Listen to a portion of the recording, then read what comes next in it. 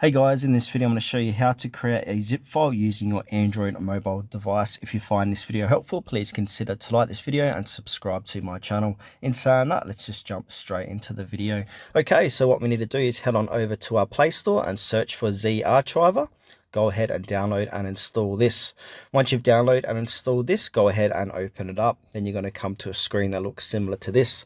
Then from here, go ahead and find that file you'd like to create a zip for. So I'm going to go to my downloads and choose a file inside of here.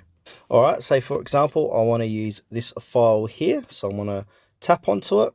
And then it will say open compress to a .zip, compress to .7z or compress.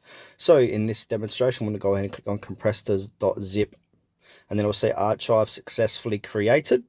Now, if you've got a few files you want to create a zip for, you want to go ahead and click on the three dots top right hand corner of the page and click multi-select. And now choose all the files you'd like to put in that zip folder, and then click on the tick button. And now from here, we want to go ahead and long press the blue area. And then we've got some options here. Then from here, click on compress. And then it will say create archive, archive type, archive format, compression level, encryption. And you can split into volumes if you like. But we can change the archive format to zip from 7Z. But we've got a whole different range here. I'm just going to click zip. Then compression level, we can do fastest, fast, normal, medium, maximum, etc. I'm just going to keep it as fast. Then at the bottom here, delete source files after compression, create separate archive if you like.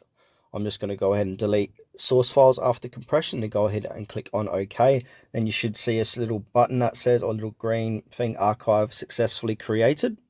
Also, we can change the name of the archive as well. So you can change the name from here to whatever you want it to be. Also, if you want to add a password, you can enter a password here as well. Just remember your password that you put in, then click on OK. Then from here, we need to go ahead and find that zip file. So I called mine a download.zip, and here it is here. So if you want to go ahead and extract it, you can view it. We can test it and all that stuff. So I want to go ahead and view. So I can go ahead and view this by clicking onto it. So now if I go ahead and click on this and click on open, we can extract too. So I open with my gallery, and there it is there.